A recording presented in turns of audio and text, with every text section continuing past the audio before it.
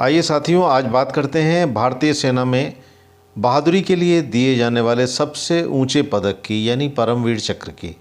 तो इस चक्र के बारे में बात करने से पहले थोड़ा सा इतिहास की चर्चा करें। वीरों को पुरस्कृत करने की परंपरा आज से नहीं, बहुत पुरानी है। अगर संक्षिप्त इतिहास की बात करें तो 1795 में ईस्ट इंडिया कंपनी ने गोल्ड मेडल देने शुरू किए थे, जो कि भारतीय सैनिकों को मिलते थे।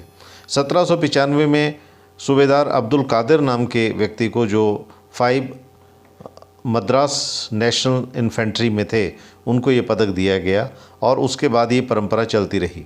1834 में governor general of India Lord William बेंकेट ने ऑर्डर ऑफ मेरिट नाम के पुरस्कार की शुरुआत की, जो इसके समकक्ष था, उच्चतम पुरस्कार था, और ये आगे चलता रहा। इसी तरीके से 1902 में इसको दोबारा से परिवर्तित किया गया, इसका दोबारा नामकरण किया गया और इसको कहा गया इंडियन ऑर्डर ऑफ मेरिट।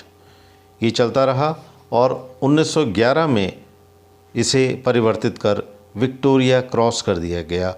1911 से लेकर और उसके बाद 1947 यानी जब देश आज़ाद हुआ, इसी बीच 153 सैनिकों को ये पुरस्कार दिया गया।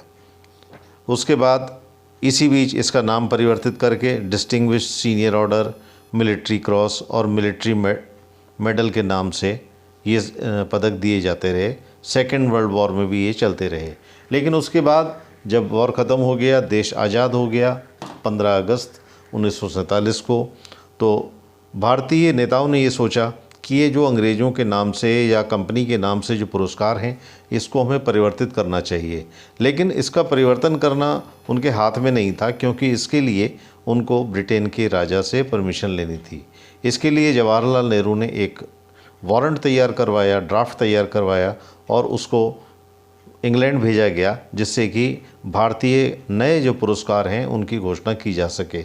लेकिन वो उन्होंने ठंडे बस्ते में डाल दिया, क्योंकि उसका इसमें कोई इंटरेस्ट नहीं था और लड़ाई भारत और पाकिस्तान के बीच चल रही थी।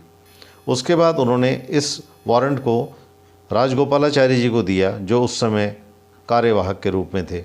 उन्होंने भी 1949 में इसके लिए पंडित जी को ये कहकर रोका कि 26 जनवरी 1950 को हमारा संविधान लागू होगा, तभी हम इसको शुरू करेंगे।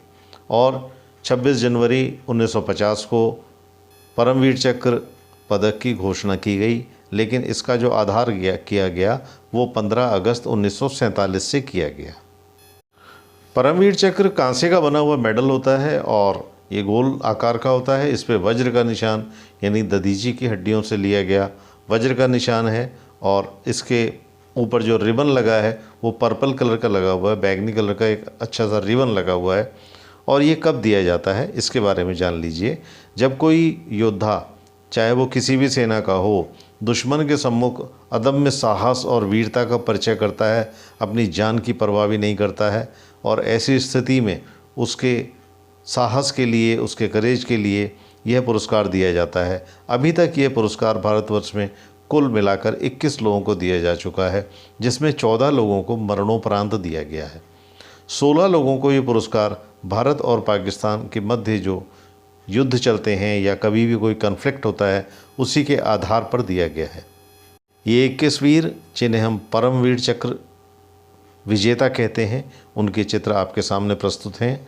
और अब इसके बारे में, एक एक वीर के बारे में आपको एक पूरी दास्तान मैं तैयार करके दूंगा कि इन्होंने कौन सी वीरता दिखाई, क्या काम किए, जिसकी वजह से इनको इतना बड़ा पुरस्कार दिया गया। और इनको अभी तक हम लोग याद करते हैं और हमेशा इनको याद करते रहेंगे।